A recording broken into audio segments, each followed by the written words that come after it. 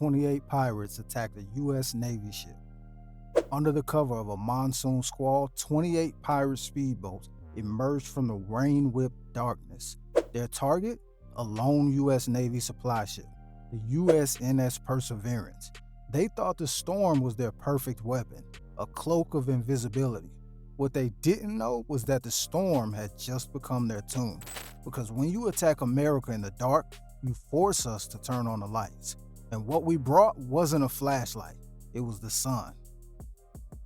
For over 2 centuries, a shadow has hunted the world's shipping lanes, a threat born of greed, opportunity, and lawlessness. From the treacherous shores of the Barbary Coast to the chaotic waters off Somalia, they have tested the resolve of nations, their existence a bloody challenge to order itself. Their weapon is fear. Their currency is violence. And for over 200 years, only one force has consistently answered their treachery with relentless steel and righteous fire: the United States Navy. A new generation of pirates made a fatal miscalculation. They launched a coordinated assault of 28 boats against what they thought was a vulnerable supply ship, the USNS Vanguard. They believed the cover of a monsoon squall would hide them. They believed their numbers would guarantee their victory. They were wrong, dead wrong, because they weren't just attacking a ship, they were attacking a legacy. And the U.S. Navy was about to teach them a lesson written in history and finished with absolute terrifying force. The USNS Vanguard, a Spearhead-class expeditionary fast transport, cut through the heaving black waters of the Indian Ocean. To any observer, it was just another cargo ship, a workhorse. But underneath its steel decks lay the lifeblood of a modern carrier strike group. Advanced stabilizer compounds for hypersonic missiles, next-generation encrypted avionics for F-35C fighters, and high-density fuel blends that could turn the tide of a conflict. This wasn't just a target. It was a strategic crown jewel, running a lone wolf mission that was anything but solitary. It was always connected to the pack, a single node in a vast, invisible network of American power. On the bridge, the mood was tense but professional. Captain, a former destroyer commander with ice in his veins and 20 years of service etched on his face, watched the storm. The rain came in horizontal sheets, lashing against the windows, reducing the world to a swirling, chaotic gray. The radar was a mess of green static, the storm's perfect cloak. But Captain instincts, honed in the Persian Gulf and the South China Sea, were screaming. This was pirate weather. This was ambush weather. His instincts were right. They emerged from the rain like phantoms, their outlines blurred by the torrential downpour. Not 1 or 2 boats, but a swarm. 28 fiberglass skiffs, each powered by multiple outboard engines, screaming at full throttle, riding the violent waves with a terrifying practiced ease. This was no ragtag group of desperate fishermen. This was a coordinated military-style assault, planned and executed with chilling precision.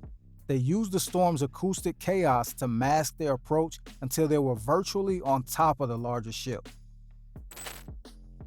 The first warning was the sound, the high-pitched whine of the engines through the storm's roar, a split second before the muzzle flashes erupted from the boats.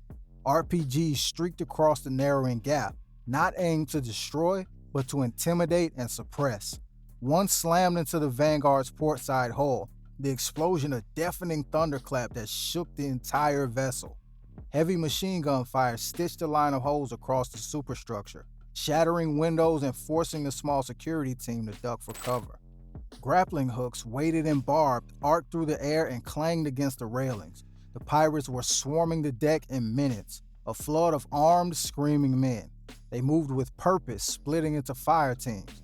One group laid down suppressing fire, pinning the American security team behind storage containers. Another group made a beeline for the bridge. The fight was fierce, but brutally one-sided in numbers. The Vanguard's crew were logistics specialists, not infantry. Their security detail, brave as they were, was overwhelmed by the sheer, shocking volume of attackers. In the vicious, close-quarters firefight that erupted on the rain-slicked deck, 5 American sailors fell. The bridge doors were blown open. The captain and his officers were forced to their knees at gunpoint. The pirates cheered, their voices triumphant over the storm. They slapped each other on the backs, believing they had captured another prize, another payday. They thought they had won. They had no idea they had just signed their own death warrants. As a pirate rough-handled them, Captain's hand subtly and visibly found a small disguised panel on the base of the console behind him. It wasn't a big red button. It was a biometric scanner. He pressed his thumb against it. No alarm sounded, no light flashed, but a silent, encrypted pulse shot from a concealed antenna, bursting through the storm. A digital scream into the void. It wasn't a standard distress call. It was a legacy protocol. This message was simple, a line from history. The shores of Tripoli are breached. Repeat, Tripoli is breached. 1,000 miles away in the calm, chilled air of the Pentagon's National Military Command Center, a 4-star admiral saw the code flash on a central screen. The room, a monument to quiet efficiency, went utterly still for a fraction of a second. The admiral's face, usually an unreadable mask, hardened into something cold and formidable. He knew the history. He knew the weight of those words. This wasn't just a hijacking. It was a direct echo of the nation's first foreign war, a challenge that demanded a response worthy of its legacy.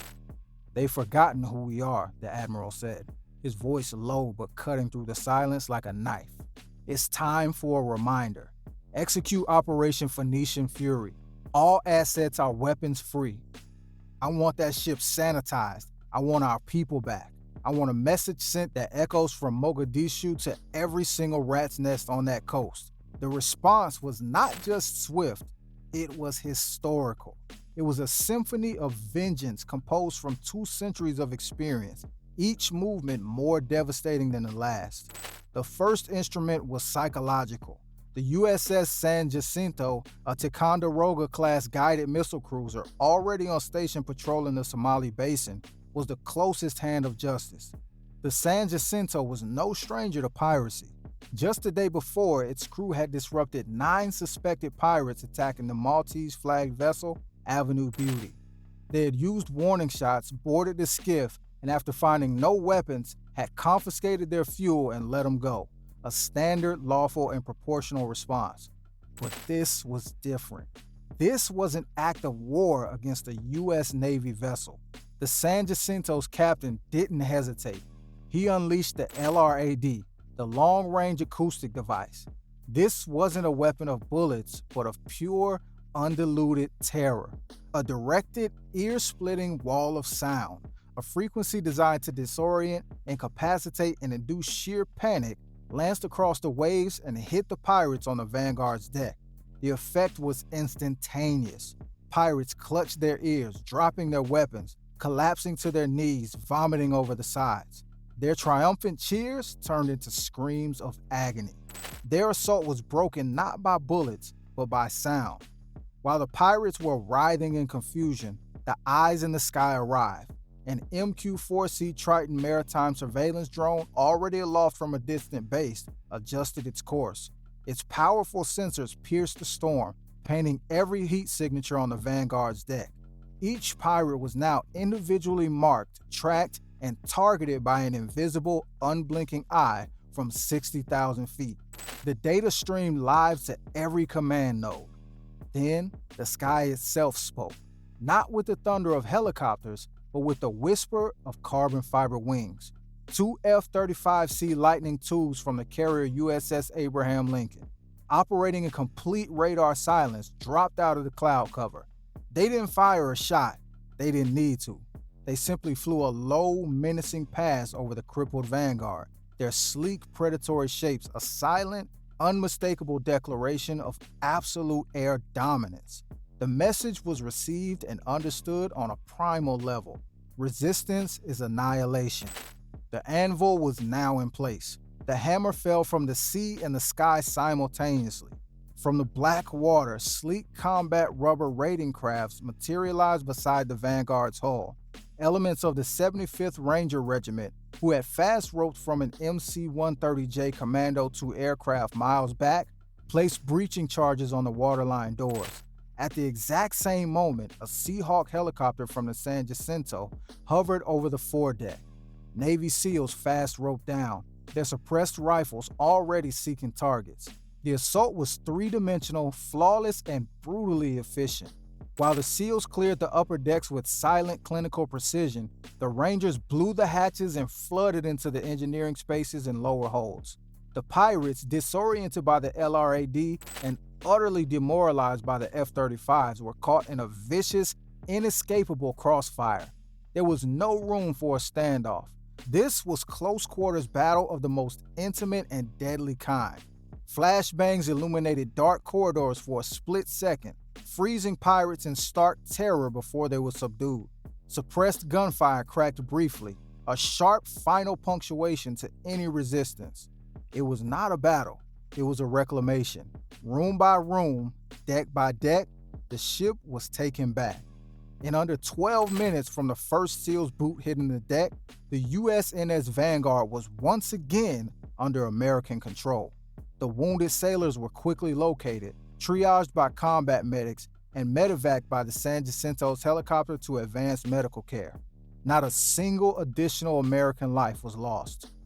Those who had survived the swift justice of the SEALs and Rangers were zip-tied, blindfolded, and lined up on the rain-washed deck. They were a pathetic sight, shivering, broken, their bravado completely gone. But the mission wasn't over. Justice was. These were not the lucky pirates the San Jacinto had interdicted the day before, who were sent ashore without a warning. They were not the infamous fools of 2006 who had audaciously opened fire on the USS Cape St. George and USS Gonzales, only to have their mothership sent to the bottom. A story of such stunning miscalculation, it was still told to warn new recruits. Those men had been repatriated. That era was over. The captain of the San Jacinto, watching the feed from a drone circling overhead, spoke to the Special Forces commander on the Vanguard. His voice was cold, devoid of emotion. The age of catch and release is over. These men are not fishermen. They are not victims of circumstance. They are enemy combatants who waged a deliberate act of war on a United States Navy vessel. They will be processed as unlawful combatants. They will be tried, and they will face the rest of their lives in a maximum security prison. Let that be the new message. And so, a new chapter was written in the long, bloody history of counter-piracy. Not with a single daring SEAL sniper shot, as ended the Maersk, Alabama crisis, but with the cold, relentless, and utterly comprehensive application of law and overwhelming power. The storm cleared as quickly as it had arrived. The rising sun broke over the horizon, its light illuminating a calm sea, cured ship, and a new, stark precedent. The legacy of Decatur, Preble, and the heroes of the Bainbridge had been honored, and it had been evolved. The message was no longer just, "Don't attack us." It was, "If you attack us, you disappear from the world forever." This was more than a battle. It was a statement etched in fire and steel, a declaration that the long, proud history of the U.S. Navy is not just a record of past victories. It is a living, evolving doctrine. From the warning shots of the San Jacinto to the overwhelming multi-domain fury of Operation Phoenician Fury, America controls the escalatory ladder. We choose the time, the place, and the method of response. To every pirate, every warlord, and every hostile actor watching in the shadows of the world, the rules are now clear and they are absolute. Attack our allies and you will be stopped. Attack our assets and you will be erased from the board. The United States Navy owns the night, commands the storm, and writes the final chapter. Every single time.